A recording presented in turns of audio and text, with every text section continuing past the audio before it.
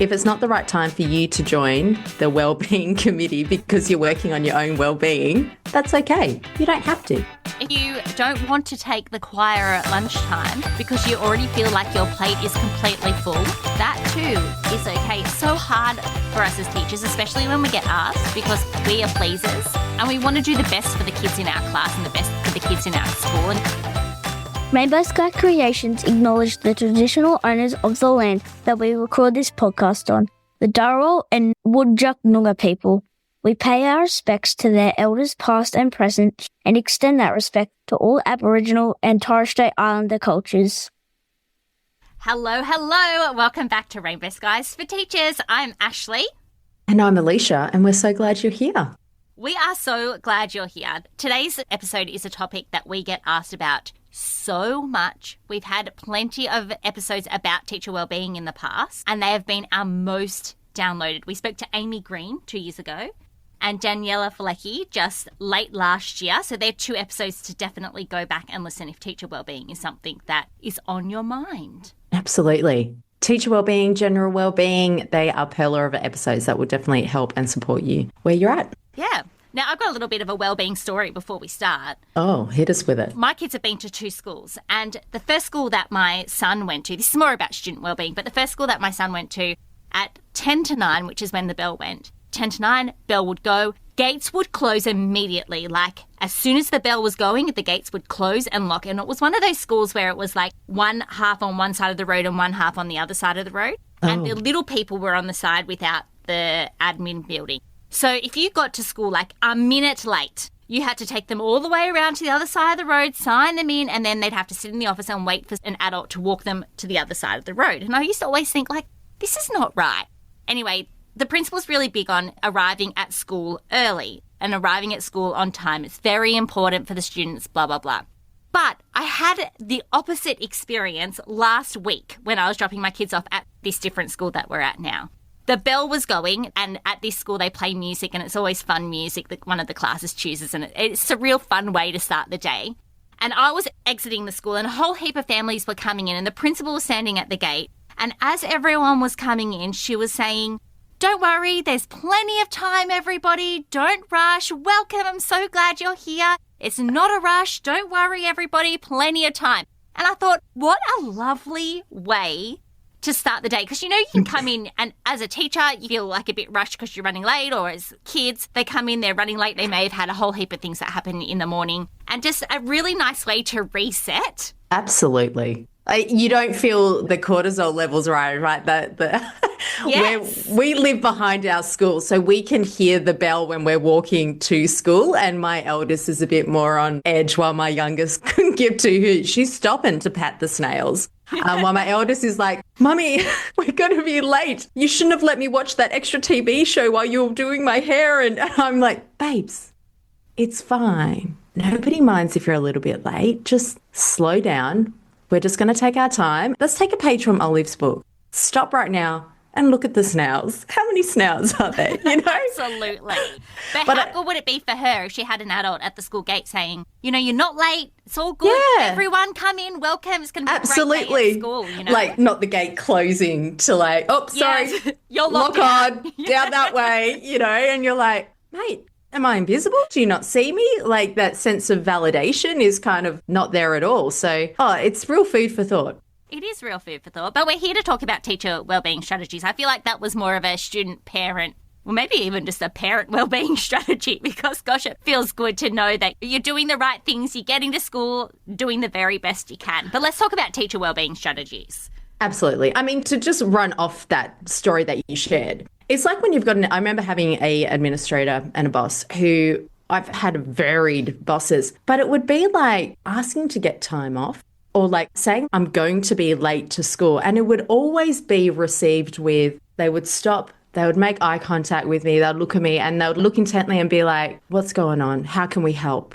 "Yep, you need to come later." "That's fine." Like, the instant response was always received with, "We've got a solution for this. You don't have to bend over backwards to be here 24/7. And I think having that kind of boss or that kind of environment in the school that you're working at where inconveniences or routines being out of whack isn't a bad thing. It's not going to disrupt the whole school and we can't function without you. It's like, we're flexible, we embrace change and we go with it. And I think that can play a huge part on your teacher wellbeing, is if you have that flexibility in the school, obviously not taking advantage of it, but flexibility. No. But that's great leadership too, isn't it? Yeah, absolutely. So what can we do? Well, I think we've talked about some outside things, but as teachers, we do need to try and take control of what's happening internally, because outside is so many things we can't help and we can't control. But it's all about talking about controlling the controllables, right? Absolutely. And kind of dialing up your self-awareness of going, hang on a second, I'm not doing great. What systems, what can I put in place to get me back into a capacity of being there for others? Like when that self-awareness kicks in, you realize I'm reaching burnout, your first port of call is, all right, I need to focus on me. It might sound selfish, but I've got to focus on me and what can I do? What are the variables I can control and start taking action? Absolutely. So let's talk about the first idea, which is taking one task at a time. Now, this can seem counterintuitive when we've been told our whole lives to multitask, especially as women, and I'm sure that majority of our listeners are women, that we wear it as a badge of honour, that we can do many things at the one time. As teachers, we're often trying to cope with many, many things at one time. But our teaching life is not a race. So deadlines and responsibilities, they're there, but it's crucial to maintain that steady pace rather than sprinting. You know, we are not the Usain Bolt of the classroom. We want to be calm and productive. So prioritising tasks and just focusing on one thing at a time. Now, I am really, really bad at this. And one way that I manage to do it is that I choose the task that I'm going to focus on and I just have a notepad beside me. And anything that pops into my head, like, oh, I've got to do that, I've got to do that, I just jot it down. And it's just like a working to-do list. And I know, okay, I can get back to that later. It's going to be there. It's not going to pop out of my brain and disappear. I've got it there to go back to, but I'm focusing on this task. 100%. Now, if you're like myself, who has a very overthinking brain and thoughts come shooting in, thoughts come shooting out, and I've got a task to do. I've got something on my to-do list and I go, that's a big, audacious task. And what I've started to do in my life is I will use AI to just get clear enough to stop the overthinking. So Ooh, that's a great idea. Yeah. So if I've got that task to do and it's like, all right, can you break this into bite-sized steps for me? Where do I start first? Right? Like say, for example, your classroom's overstimulating you. You know you've got to mark those assessments, but you know if you don't deal with this overstimulating class, then you're not going to get onto those assessments. So sometimes it helps you with prioritising what you need to do first as well. But it's also like, okay, where do I start? And sometimes just having it spewed into AI. Remember with AI, it needs a bit of content. It needs clarity and it needs cues of like what you want it to do, right? For me, maybe it's just organising my digital files. I'm like, this system is not working. Help me make it work. And then it'll come up with a plan. I go, that's really easy. I can do that now. So sometimes your to-do list, if you've got it digitized, maybe, you know, you chuck it in AI and you go, out of all of these and everything that's going in my world, what's a priority and what should I bump at the top of the list? And it takes the thinking out of it. You might spend 5 minutes looking at that list going, what am I going to start with? But just chuck it in there and it can do it for you. Yeah, I really love that suggestion.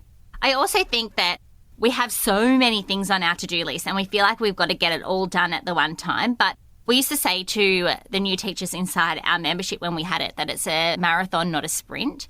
And it's just about doing little things each day to move that needle forward and you will get there. And sometimes it's really not comfortable having all of those things on your to-do list. But at certain times in the teaching year, like right now, it's February and teachers in Australia have gone back to school. Now is a really big time with a really long to-do list. So now's the time to change your mindset and say, okay, I'm just going to do one little task to move that needle forward. And above all else, the most important thing is to focus on the students that are in your care in the classroom. And then all of the other stuff, it'll come. I know that it's hard to get your head around that. Yeah. Why don't you pair it up with one task at a time? But this is the crucial part. You have one pocket of delight a day. So you do that one task and then you celebrate and you go, I too deserve to be more than just an educator. What's that one pocket of delight you're going to take when you get home? Maybe it's putting the kettle on and getting out your favourite bickies and putting your feet up and snuggling up with a book.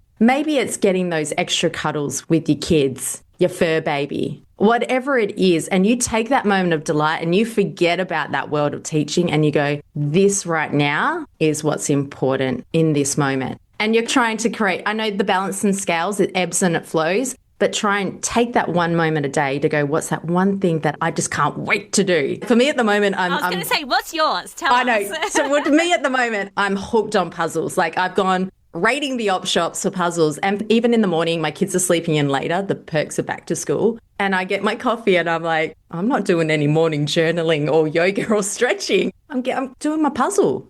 15 minutes of doing my puzzle is just, my brain forgets what's going on in the world and I just have a pocket of delight and it makes me happy. So yeah, choosing those little things that make you happy, for sure. I love that. I remember in my first couple of years of teaching, I lived right by the beach, like a minute walk away from the beach.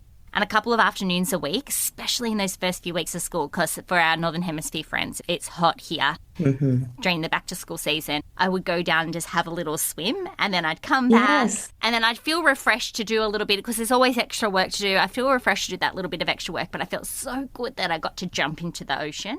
Yeah. Water, that's a medicine in itself. Yes. Even an everything shower can feel really good, can't it? I know. My kids have just got hooked on showers. They've always been baths. And I'm like, come have a shower. And my girls, I put the shower right on their back and their shoulders. And you just see their little bodies go, oh, that's so good, Mum. And you're like, yeah, let's just wash the day away. So one task, one pocket of delight. Love that. Off you go, people.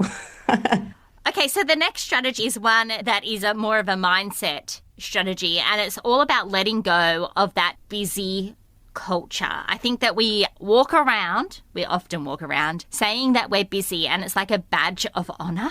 Oh, yeah, it's like, wow, you were so productive today. You're like, I was. And then you go, I'm really tired. But sometimes it's not even about being productive. Like you come home from work. How was your day? Busy. What does busy mean? That's not a great way to describe our days, or just, I think sometimes when we're busy, we try and fill the time with other things. Like this morning, I was talking to a friend who is a teacher and she's working 5 days a fortnight this year.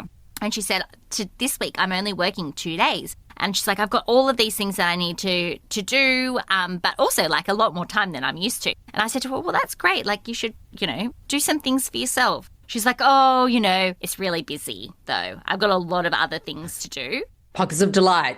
Pockets of delight, my friend. And in those pockets of delight, by the end of our conversation, she said, I think I might just have 40 minutes to sit by the pool and read my book. And I was like, yes, girl, you go and get it. We don't need to always be busy.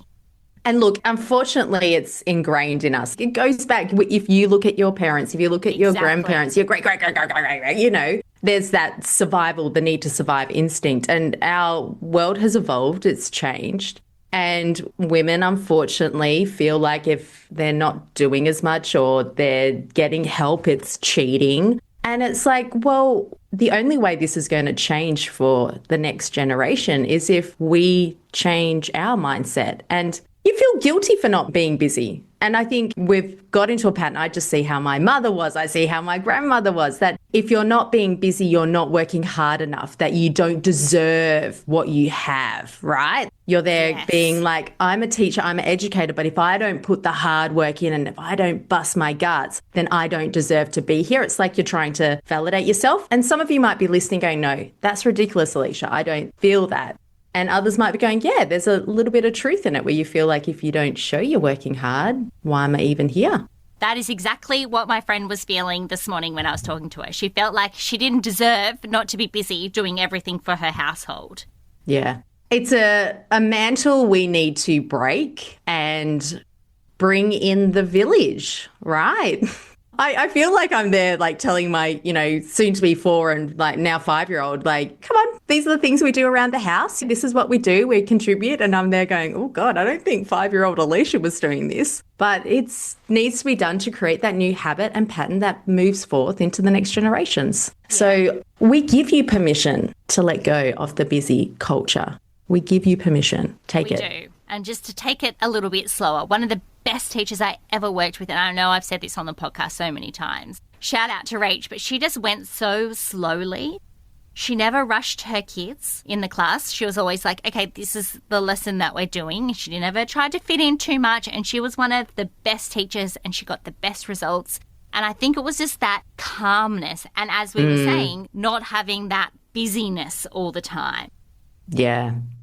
I'm listening to this going, I always need to hear that with the way I feel I'm ingrained and built to be, that I just go, no, let's take a page from Rachel's book, slow down. Yeah.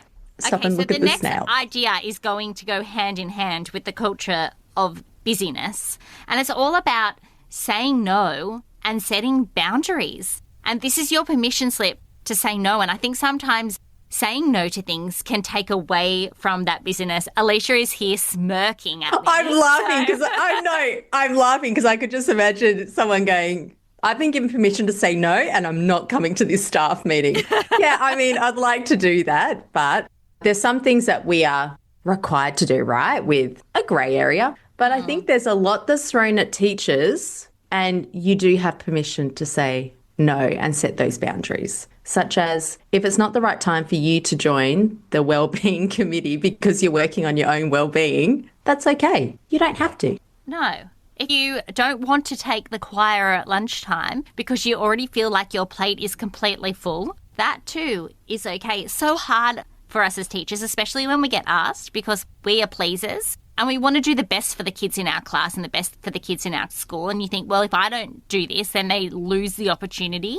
But I think that in schools, there's always that group of teachers that always say yes, and then there's other teachers that don't do anything at all. And if you're in the group that is always saying yes, that's always adding more to your plate, think about saying no to the things that don't serve you. For that moment, it doesn't have to be a no forever. That's right. That's the thing, isn't it?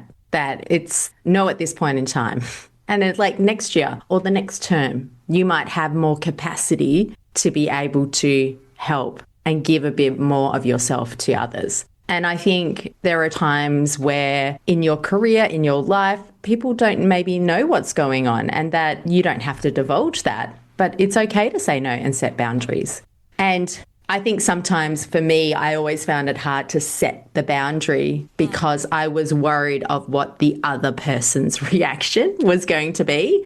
And to me, it was just easier to say yes than have to deal with the uncomfortableness of somebody's feelings. Yeah. And took me a long time. And it's still having to train your brain to go, all right, that's how that person is choosing to react to my boundary. My boundary isn't a bad one. It's what's important for me. And how they're choosing to react is their choice, and we'll just keep running with it. And it's being comfortable with the uncomfortable. And I think you have to be when you're setting boundaries and saying no, because some people's reactions aren't going to be so receptive as what you hope. But don't make that your fear point of not saying it. Yeah, boundaries. Boundaries, they're tricky. I think also sometimes we fear what the person is going to react. Yeah. Sometimes they don't even react at all. Because often that boundary is about you and not particularly them. It's not like you're saying, no, I'm not going to write any reports this year. Like, that's not a boundary that we're setting. We're saying things like, I'm going to leave this extra meeting that we're having with our grade partners at 4 o'clock today because I need to pick up my dinner by 4:15 or whatever it might be. It's those sorts of boundaries, and people appreciate it over time. There was one boundary that I set a couple of years ago that ruffled a couple of feathers in some aspects, but other aspects, people loved it. So there was quite a divide. In our school, we used to get a Sunday evening email, or Google Doc it really was, with the outline for the week.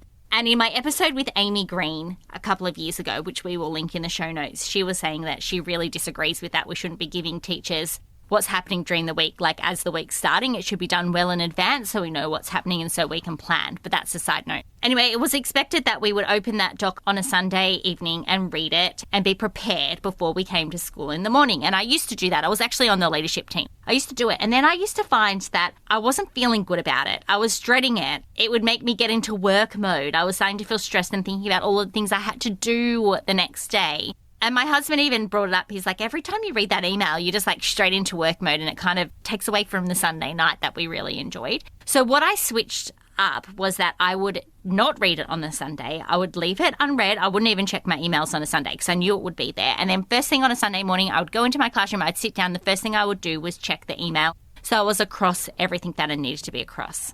Now, I mentioned that to a couple of people that I worked with, saying I was walking in the gate one day. One of the ladies said, oh, have you seen blah, blah, blah? And I was like, no, I haven't read the email yet. I don't read it until Mondays. And she was like, what? I cannot believe that the rule is you have to read it on a Sunday. And she was one of the ones that had her feathers ruffled. But there was other people, she went and told everybody. There was other people that were like, oh, that's actually a really good idea, and asked me why I did it, and I explained why. And in fairness, I wasn't getting paid to work on a Sunday. In fairness, I'm allowed to have my Sunday. Like, that was a boundary. My boss never said anything to me. I don't think you really care less as long as I knew what was happening for the week. So that was a boundary that I set for myself. And who cares if the lady who read it on a Sunday and she is living a stressful life because she thought that that was the rule. I set it for myself and it felt so much better. Yeah, that's the thing, isn't it? Like setting rules for yourself. Yeah. Secret, that they can be public, you tell people about it, or it could just be secret rules that you have in your head to make you accountable for your well-being.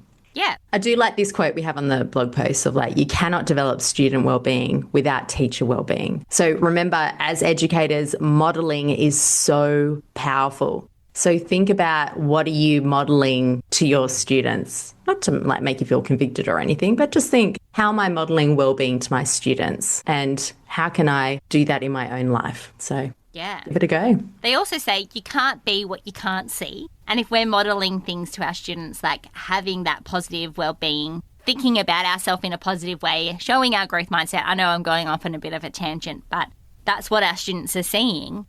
And they're learning that they too can do those things. Yeah, absolutely. You learn so much from your kids in your classroom. That's the one thing I miss. But now I've got little kids at home. I know when they grow up, I'm going to be like, oh, let me go find some children. Not in a weird way, but, you know, like back at the classroom. So that was number 3. What's number 4, Ash? It's all about embracing flexibility, because a secret teacher superpower is flexibility. Yeah. It's essential to remain flexible and adaptable when challenges and changes pop up. Because, look, honestly, you didn't join the education system or become a teacher because you're like, oh, it is always the same. It is predictable. I know what's going to happen. It's like, no, teaching is change. And as hard as change is, we have to be flexible with it. You're dealing with lots of humans who have feelings, who have emotions, who have stories that are happening outside of the classroom, and that comes in. So embracing your flexibility and your ability to be adaptable, and recognize when you may need to take detours or when you need to take opportunities to have some learning and fun. I used to get stuck in, got to meet the expectations, got to reach this outcome. And I got in this busy hustle culture. And I could, if anyone walked in, I reckon they could see it. Like they could just see the cogs going in my head, the fireworks going, the quick talking, the movements. And they would probably come in and just grab me by the shoulders and be like, babes, just come the farm and let's slow down. Add a bit of fun, be flexible. You can change your plan for this afternoon. And you'll be like, what? Oh, I think I just might. Yeah, being flexible can help with your classroom management as well as helping with your well-being. Sometimes it's okay to, and another permission note here, just to end a lesson if it's a flop. You know those lessons that you're just struggling to get through? I would have been that teacher, especially in my early years, of just pushing through just to tick it off the list to say that we've done it. But sometimes it's best just to be like, let's call this a day. It is not working. We can retry this again tomorrow. And that's the beauty of being a primary school teacher too, right? Like you have these kids with you all year, so you can get to it tomorrow. Yeah, absolutely. And it's like, oh, I've stumbled across this really great lesson, but the timetable says I should be doing this. And you know what? Let's just meld it all together. Let's make that 2 lessons, maths, literacy, HAS. And we're going to do this lesson and we're going to adapt it and be flexible and still tick off those outcomes. Sometimes we can get so rigid in our thinking, rigid in our planning, that we just need to take a chill pill and just try something different. Walk into another teacher's classroom or just, bounce some ideas. Embrace that opportunity to hear other ideas and be a little bit more open. I think sometimes we can just get so closed and stuck in our ways and in our lane that we forget there's a whole freeway, highway happening beside us. So be flexible, my friends. Okay, and our 5th and final strategy is redefining productivity. And I think this has kind of had a little bit of a thread through our entire conversation today. But again, we glorify constant productivity. We can feel guilty for pausing or recharging, but downtime is not a luxury. Downtime is actually a necessity to maintain your mental and emotional well-being. And if you don't take anything away from this conversation today, I want you to take away that. Daniela Falecki, who we interviewed late last year, was talking about having a motor car. You don't run that car and drive it until it runs out of petrol. You have to fill it with petrol as you're going to keep it going. And we're the same as humans. We've got to fill it with things that fill up our bucket, those little tiny moments of joy that you were talking about earlier, in order to keep going. We don't want to wait until burnout. No.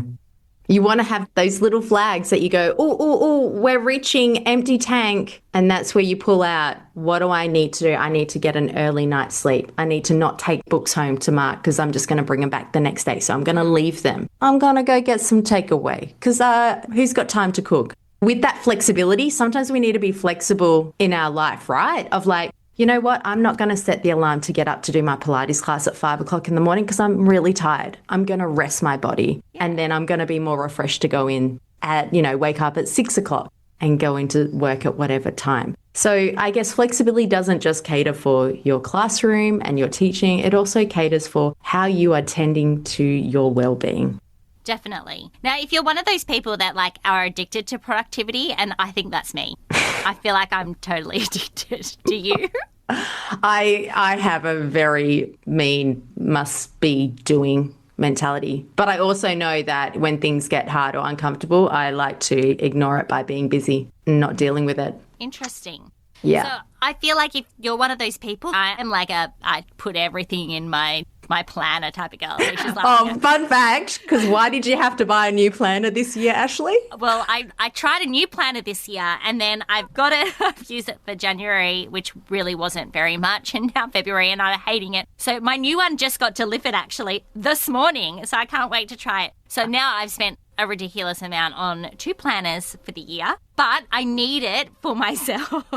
She needed more space, my friends. There wasn't enough space on the first one. No, there wasn't enough space to write down everything that I needed. And this strategy is one of the reasons why. I feel like I need to feel productive. And sometimes by putting that on my to-do list, like a little bit of a slot of something for myself, I can fit in that well-being, that little time out, but also tick off that feeling like I've been productive. And I know that sounds really silly, but for example, if doing some exercise is really great for your well-being, like going for a walk. So I might just put at the beginning of my day, walk. I always put in my gym session with my trainer, Tam. I write 12:30, Tam. And I can tick it off at the end of the day because that's something that I've done. It's something that I've done for me. It's not something that I've done for my business or for my family, but it's something that I've done for me. So sometimes just adding that into your planner, if you're someone like me who loves a list, who loves writing a lot of things down, adding in those things. So some different ideas of ways that you can take a break from this busy world. And there's some simple ideas here and there's some more complicated ones. So having a cup of tea. I'm really into my peppermint tea at the moment. Oh, do you know probably why? Because peppermint tea is very good at cooling your body. Ooh. So if you're cold, do not have peppermint tea. But if you're hot, it's good at cooling your body. There you go. I've been drinking it for digestion as well. The beer is quite good. There you go. Come to us. So have a cup of tea, a cup of coffee, a glass of water. Getting yourself a drink is like a little bit of a timeout. Getting outside and just getting some fresh air in your lungs. Yeah. Connect with a friend. Make that call. Send that message you've been meaning to do. do some, I feel like I got these really random hobbies at the moment. So for me, it'd be like, I'd go do a puzzle, but I'm really into, I feel like such a nerd. They're like sticker therapy books. It's literally like a mosaic and you get stickers and you put the stickers on. It's like paint by number, but it's a sticker by number. I find those really zen. If I'm not doodling or whatever, that would be my little zen space and I just go off into another planet. There you go. If you like Alicia, try stickers by numbers or doodling. You were a very big doodler for a while. Yeah, I was. It always such a funny word, doodler. But you know, when you're like at a staff meeting and you're there and you're going, why am I even here? I found sometimes just drawing or just doing something, I'd still be present, but I wouldn't be letting it consume my rage that I might be feeling about the new plan they're putting in place or whatever. Read a book. That's you're great at putting that into your schedule. I put that into my schedule. So on Mondays and Fridays, I don't work and I do family things. I've got a young family, but I put into my schedule and I write it in my planner. Otherwise, I feel like it gets pushed to the wayside. I go and get myself a coffee. I sit and I read a little bit of my book and sometimes it's only 10 minutes. Yesterday it was a really long time. Yesterday was Monday. I just got so engrossed in the book I'm reading. I'm reading The Wedding People. Oh my gosh, I was so into it. I sat there for ages because I didn't have as much housework to do. But even if it's just 10 minutes, at the end of the day, I feel so great that I got to do something for myself. And they're two things I love, the book and the coffee.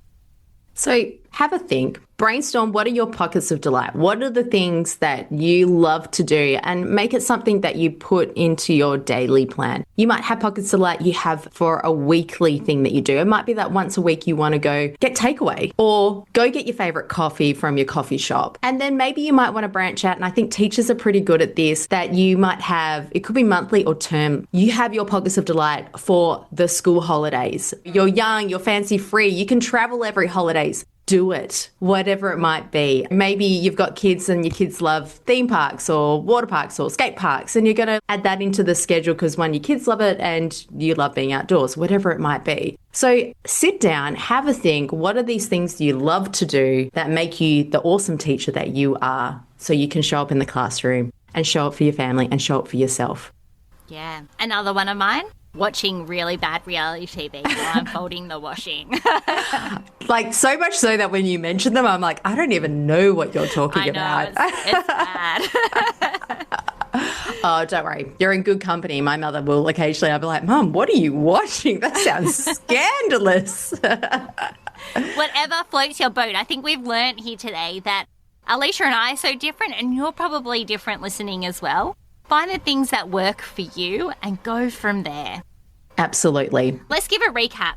Yep. One task at a time. Pair it up with one pocket of delight at a time. Let go of the busy culture. Practice saying no and setting boundaries, as hard as it is. Even if you try and do it once a term, once a year, you're doing better than I was. Embrace flexibility and let's redefine what productivity looks like and let's start change right there. I love it. Either way, know that you're doing an awesome job as an educator, an awesome job as a human, and you have permission to have some downtime. So from Ash and I, go take a cup of tea, have a coffee, whatever it is, and put your feet up. Yeah, and I think, Alicia, you need to go and trademark the term pocket of delight after you finish this podcast. Yeah, go find your pocket of delight because we'll be doing the same. Until next time. There are rainbows ahead, my friend. And together we're unstoppable. Thanks for choosing to listen to Rainbow Skies for Teachers, the go-to show dedicated to teachers who want to make a big difference in education. If you enjoyed the episode, please leave us a 5-star review or share the episode with a friend. Because together we're unstoppable.